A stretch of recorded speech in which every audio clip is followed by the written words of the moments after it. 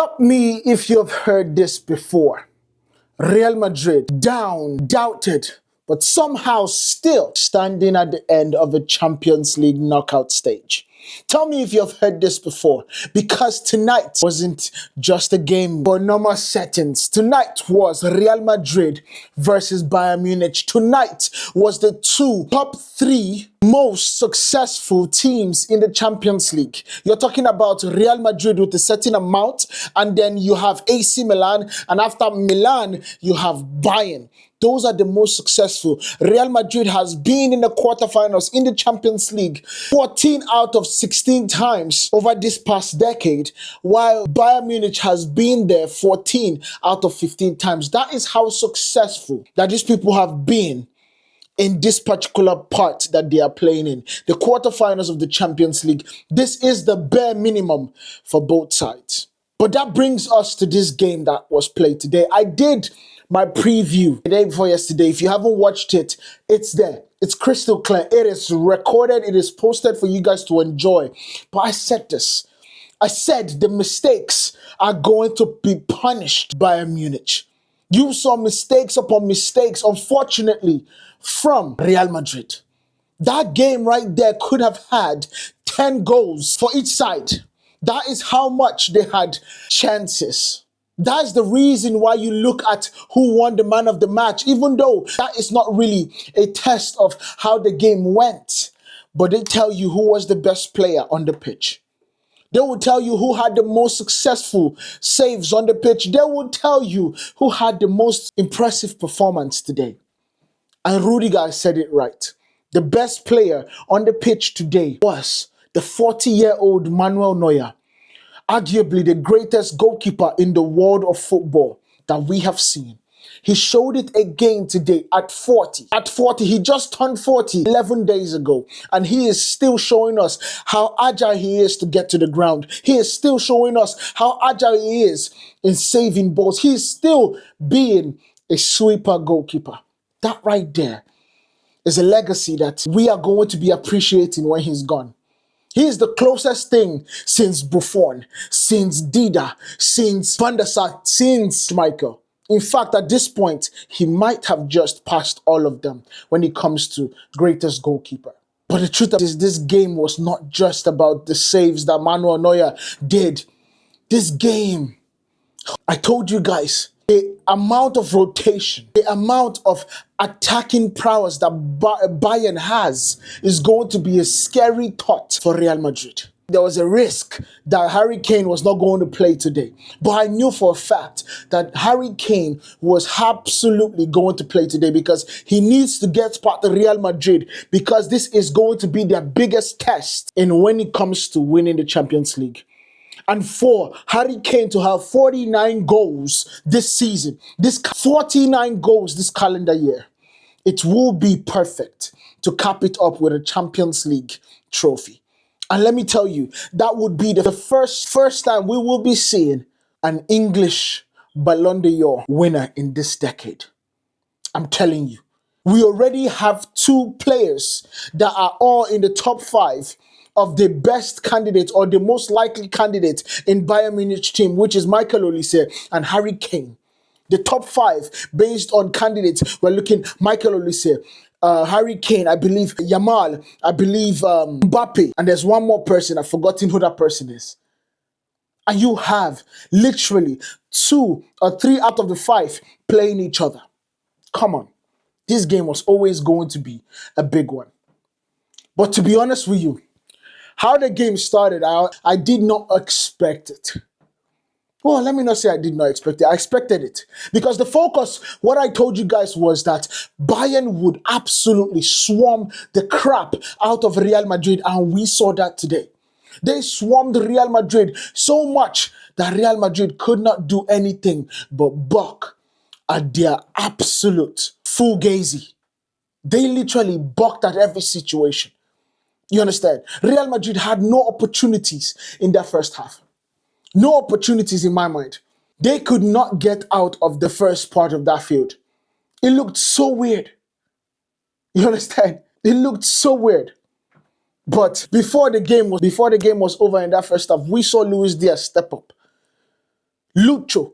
If there's one person that Liverpool missed right now, is Lucho. His ability to go forward, his ability to come back and defend is truly second to none. Bear in mind, people, this was somebody that did not get the opportunity in elite football until he was around 26. Lucho, freaking hell. Is he a talent? He has gone to Liverpool, won the Premier League. He has gone to Bayern, and he is now on his way to win the Champions League, because the truth about it is that Real Madrid are going to be going now to the Allianz Arena to play Bayern Munich. And if there's one thing we know for a fact, that place is a cauldron. If you thought the Santiago Bernabéu was a cauldron, Germany, with Bayern fans, with the tifos, with the flares, with the whatever, it is going to be a difficult game. But one thing is for sure, you sure do not count out Real Madrid in the Champions League. Because we have seen it time and time and time again. We have seen it against Milan. We have seen it against City. We have seen it against United. We have seen it against so many people where you think that they're down and out. And all of a sudden, Real Madrid come back roaring because they have legacy in this competition. But then we also have to absolutely clap our hands when it comes to the likes of Harry Kane. Harry freaking Class A Kane, my guys. The dude is remarkable. He is a remarkable footballer. He is such a footballer that literally gives me goosebumps when I'm watching him play. He's not spectacularly fast. He's not spectacularly the strongest. But one thing that he is one of the best at striking the ball. He is one person that if you play the ball, if it's anywhere close to the 18-yard box, he can put that ball in the back of the net before you say jack. Before you even drink the Daniels. I'm telling you, that is how good Harry Kane is. And bear in mind, he is 32 years of age, so you're not seeing him. And guess what? He's coming back from an injury. He's coming back from not playing football. His last practice was yesterday night. And this is the way he performs. This is the way he pulls it off. That shot from that space in the box or outside the box, I've even forgotten, tells you how brilliant he is. Now, don't get me wrong. He's not facing Thibaut Courtois. He's facing Andre Lunin. But don't get me wrong. Andre Lunin is that talented of a goalkeeper. He is that talented. He should be a number one in some other club. If not for the love that he has for Real Madrid, he should have been a first team, the first place goalkeeper in a huge team in Europe. That's how good he is. But absolutely, that shot, that rounding the placement rather than putting your laces through it, absolutely showed us the talent, showed us the spectacular striking ability of Harry Kane. One thing is for sure. Manchester United is going to absolutely regret the day that they did not put every single thing in signing this footballer. Now, don't get me wrong. I believe that it was not time. But when you had the opportunity to get Harry Kane, you put all your chips in the front of the table. In the middle of the table, you push it all in.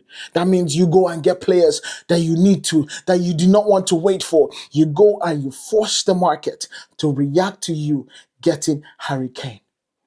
That is how much of a game changer that person is for Bayern Munich.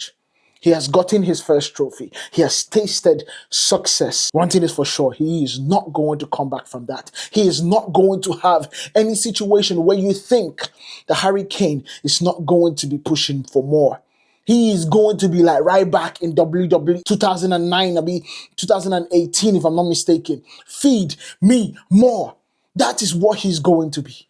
And that is what he showed us today. Because he had every chance, every single opportunity to decide that I am not going to play today. Because he had 1 day of full training.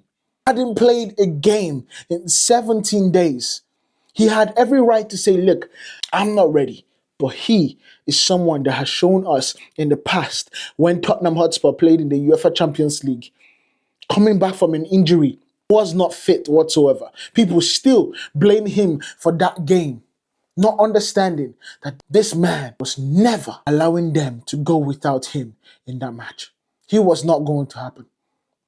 You understand? Bayern came out with authority in the full game, in the first half especially. High press, suffocating Madrid in every single situation. The young boy Tadic, if I'm not mistaken, Thiago Tadic, I'll be Pitach, I'll be something, I've forgotten how you pronounce his name. But the young Madrid star, he felt the pressure of Bayern. He felt it. You could absolutely put it down. The midfield overloads, creating constant pressure for Madrid in that first half was dangerous. The clear chances, but not clinical enough because they had opportunities upon opportunities. You saw the Gnabry chance. You saw the Lima chance. You saw the Olise chance. You saw so many chances that came and left, but they did not convert. This is where Bayern did not get this game over the line in terms of winning their entire tie. This is exactly where he did not get this game over. But I need you guys to understand that Real Madrid got one thing right.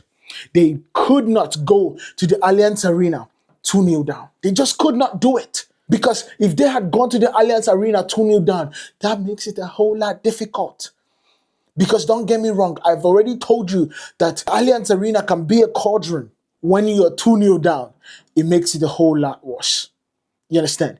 However, Kylian Mbappe, being the superstar that he is, 14 goals and 1 assist in the Champions League this season, he is going to break a goal tally that was set by Cristiano Ronaldo in terms of 1 season goals in the Champions League, if Real Madrid remains in this tie. But one thing is for sure, that consolation goal that he scored from a beautiful assist from Trent Alexander-Arnold is such an important goal that going to the Allianz Arena now, if they score 1, if they score first, the whole pendulum has swung their way. There's more energy. There's more passion. There is more energy for Real Madrid to seal the win. That is how important that goal from Kylian Mbappe was. But the funny thing about it is that he could have had 4 goals this season, this game. If not for the brilliance of Manuel Neuer, he could have scored 4 goals this game. So we need to absolutely be just in awe about the footballers that we are watching. We might be watching 3 out of 5 Ballon d'Or winning candidates in this tie. Michael Olise, Harry Kane, and Kylian freaking Mbappe. You understand? These are literally 3 people that might go on to win the Champions League. Not just that, they might also go on to win the World Cup because Olise is playing with France and Mbappe is playing with France, but then you have England and Harry Kane. So that's how you know that we are watching a competition of the highest standard. And we need to absolutely appreciate it. And when I appreciate it, we need to be at the edge of our seats. Because next week at the Allianz Arena on Wednesday, we are going to be watching Clash of Titans.